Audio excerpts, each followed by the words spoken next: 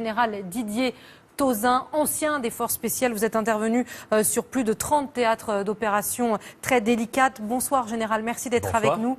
D'abord, est-ce que le militaire que vous êtes, le général que vous êtes, l'ancien des forces spéciales que vous êtes, validez cette stratégie de frappe militaire intense, en tout cas présentée comme telle, contre l'État islamique? Oui, présentée comme telle.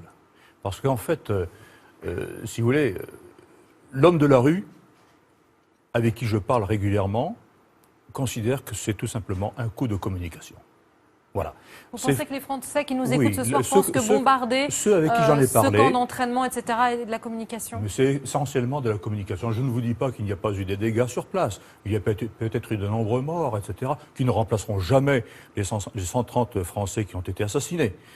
Mais de toute façon, si vous voulez, ça ressemble vraiment à un coup de communication fait par le gouvernement, tout simplement pour dire on est là, on est fort. Alors le militaire que vous êtes et le général que vous êtes, que préconise-t-il?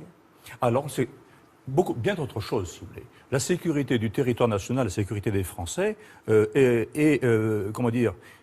suppose aussi une stratégie à l'international dans cette affaire-là. Il y a une mondialisation de la menace comme il y a une mondialisation de l'économie.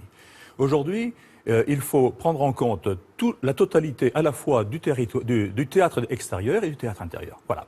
Donc, alors, Général, François Hollande a lancé un appel très clair aujourd'hui à Barack Obama, à Vladimir Poutine, pour une coalition internationale solide et semblant également choisir son camp, si je peux m'exprimer ainsi. L'ennemi, c'est l'État islamique. Est-ce que ça, une coalition française, américaine, russe qui bombarde l'État islamique, c'est efficace? Et si ça ne l'est pas, que faut-il faire? Est-ce qu'il faut aller au sol? Je crois que ça sera efficace. Les bombardements aériens ne suffisent jamais. La décision est toujours pas emportée par les troupes au sol. Ça, c'est évident. Donc, il faudra un jour ou l'autre que des troupes, des fantassins aillent au sol. Ça, c'est clair. Par contre, il y a un défaut dans la désignation de l'ennemi. Certes, le Daesh, l'État islamique, est l'ennemi sur le terrain. Mais il y a quelqu'un derrière Daesh. Il y a quelqu'un derrière l'islamique. Et il faut le désigner. Et si on ne veut pas le désigner, il y a des conséquences. Vous parlez, Général, des États comme l'Arabie Saoudite? Je parle très précisément du wahhabisme, donc de l'Arabie Saoudite et du Qatar. Et je crois que c'est très important. Il se trouve qu'en venant ici, j'ai passé 1 heure avec Kamel Béchik, musulman donc, président de l'Association des Fils de France, qui me dit, mais à force de dire qu'il ne faut pas faire d'amalgame sans désigner précisément l'ennemi, il y aura un amalgame ici sur le territoire national.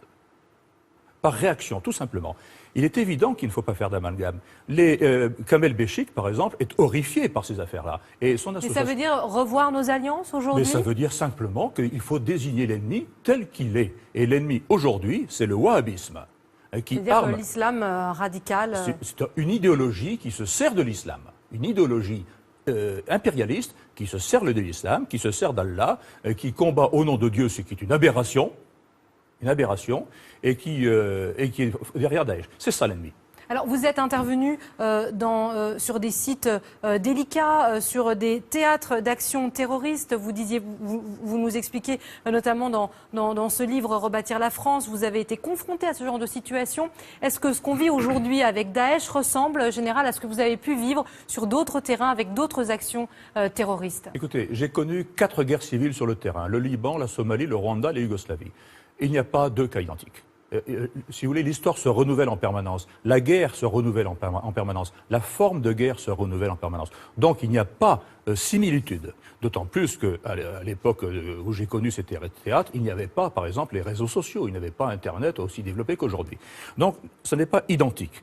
Mais ce qui est possible aujourd'hui, c'est que nous ayons sur le territoire national, non pas une guerre civile. J'y crois de moins en moins. J'y ai cru il y a 1 an. Elle reste possible, mais plutôt une guerre ethnique et religieuse sur le territoire national. Tout cela parce qu'on ne désigne pas l'ennemi, on ne resserre pas les rangs autour des lois françaises, autour du drapeau. Et puis, écoutez, je suis obligé de dire que ça manque de fermeté. Le chef de l'État, chef des armées, pour moi, il n'est pas assez ferme dans cette affaire-là. Merci beaucoup, Général Didier Tauzin. On le voit, vous avez signé au début de l'année Rebâtir la France aux éditions Mareuil. Merci beaucoup de nous avoir donné votre regard et partagé votre expertise sur ce plateau.